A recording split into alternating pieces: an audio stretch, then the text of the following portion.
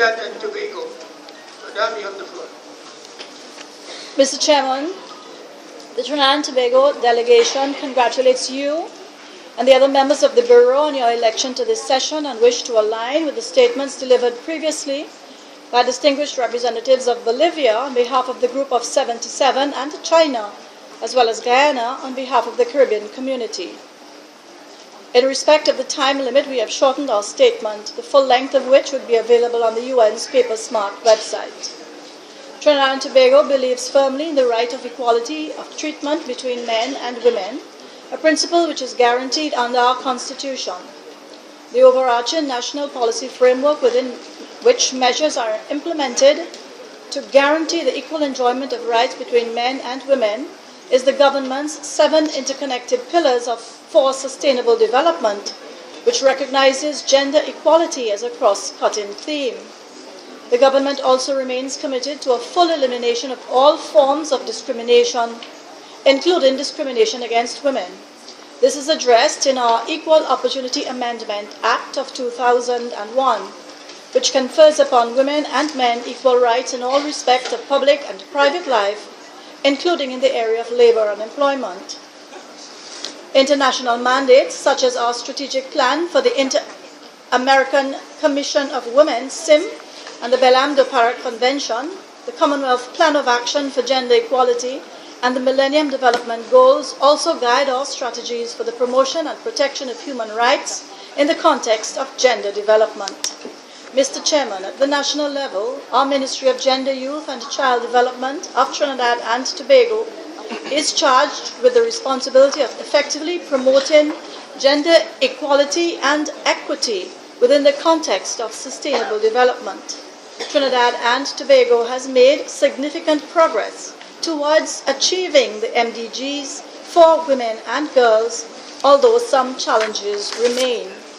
Many initiatives have been undertaken by our ministry in collaboration with other government agencies and civil society in working towards achieving the MDGs. In this regard, legislation has been strengthened to protect the social and economic rights and the well-being of women and girls. In addition, programs have been implemented to improve access to health care and family planning services, contribute to ensuring shared responsibilities within the home, promote the establishment of child care centers at workplaces, create equal access to education at all levels, encourage the involvement of men and boys in promoting equality, eliminating discrimination and violence against women and girls, and to provide women with low skills or no skills and low or no income with training to obtain marketable skills to prepare them to enter the labor market. Challenges identified nonetheless in achieving our objectives include insufficient childcare solutions, which limit the ability of many of our women and youth to fully access education and employment opportunities, domestic abuse and violence against women and girls, challenges in accessing leadership positions, and societal norms and values which tend to offer greater privileges to males, who therefore have greater access to resources. Trinidad and Tobago agrees, Mr. Chairman, with the statement made by the Secretary General in his address on International Women's Day that equality for women is progress for all.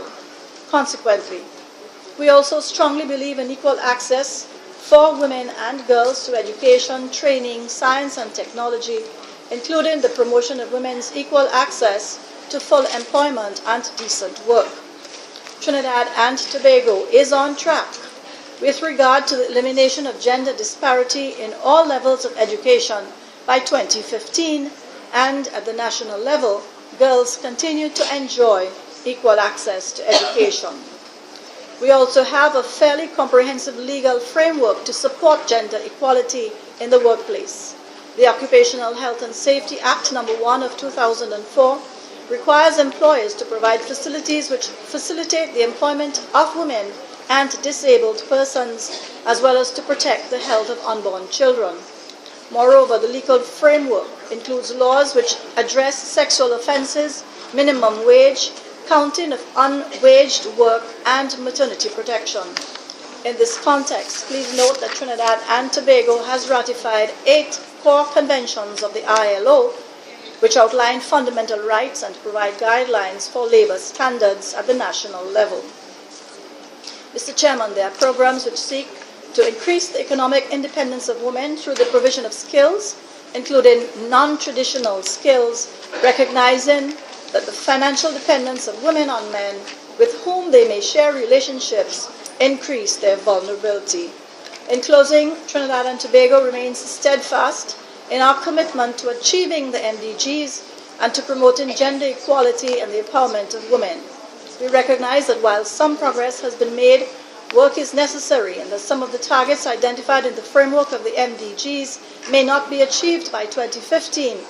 As a consequence, we therefore remain fully engaged in the discussions of the post-2015 development agenda in order to ensure that it takes into account the gaps that remain in working towards the achievement of equality.